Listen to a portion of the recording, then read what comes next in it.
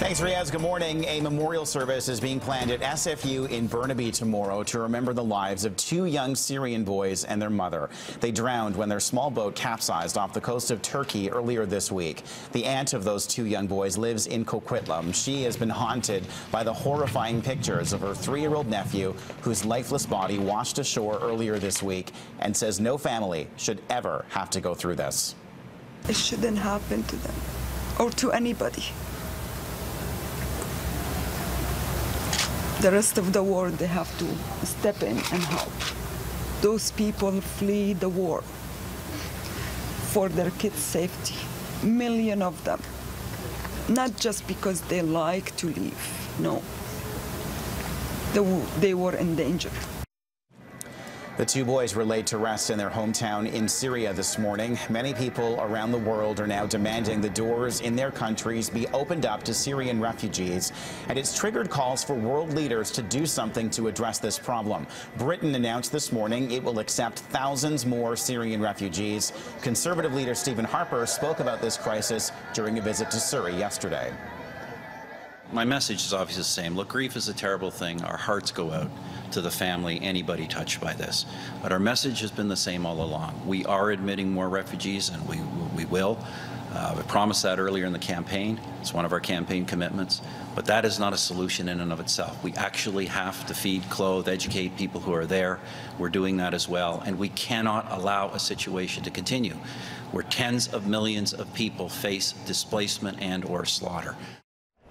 The former chair of the BC Human Rights Commission says Canada can and should accept more refugees. He says a promise to accept 10,000 refugees from Middle Eastern countries over the next 4 years is nothing.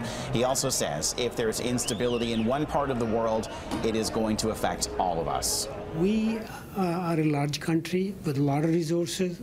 We can afford to get more refugees into our country. People shouldn't have to suffer and shouldn't have to give up their lives trying to get to a safe place. I think Canada can do more, and we should do more. Other news this morning, a cyclist is dead after being struck by a vehicle in Surrey last night. This happened just after 10 o'clock near 142nd Street and 108th Avenue. A man was thrown from his bike when he and an SUV collided. Emergency crews were on scene in a matter of minutes. They transported that cyclist to hospital where he later died from his injuries. RCMP are now looking to speak with anyone who saw what happened last night. Drugs and alcohol do not appear to be a factor in the incident. Police are continuing to investigate the killing of an innocent bystander in Abbotsford. A 74-year-old man was shot and killed on Wednesday night on the front lawn of his home on Promontory Court. He was gunned down by a stray bullet that was intended for a neighboring property. No arrests have been made, but the city of Abbotsford plans to hold a forum on community safety next week. Well, the long weekend is officially here. Police will be stepping up enforcement on distracted drivers across the province now. Greg Harper is live this morning with the details. Greg.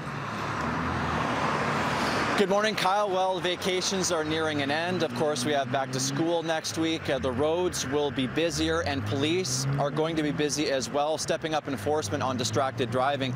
A pretty strong visual yesterday outside of VPD headquarters. A damaged SUV with cell phones placed all over it. 437 to be exact. They represent the number of deaths between 2009 to 2013 in our province due to distracted driving. Officials are hoping that that visual helps drivers get the message and how dangerous distracted driving can be.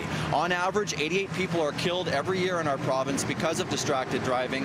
The current fine for it right now is $167 and 3 demerit points. Police say they support higher penalties. 1 in 4 deaths on BC roads involves distracted driving. The number of people killed and injured in BC as a result of distracted driving has now passed that of impaired driving. Anyone who drives while distracted is putting themselves and others on the road at risk. So police will be stepping up enforcement this month. They'll be working with ICBC and also Cell Watch volunteers who will be along the roadsides throughout the province. Kyle? All right, Greg Harper live this morning in Vancouver. Thanks for that, Greg. You can expect delays if you plan on using SkyTrain over the holiday long weekend. Crews will continue their work to replace sections of the 30-year-old track west of the commercial Broadway station.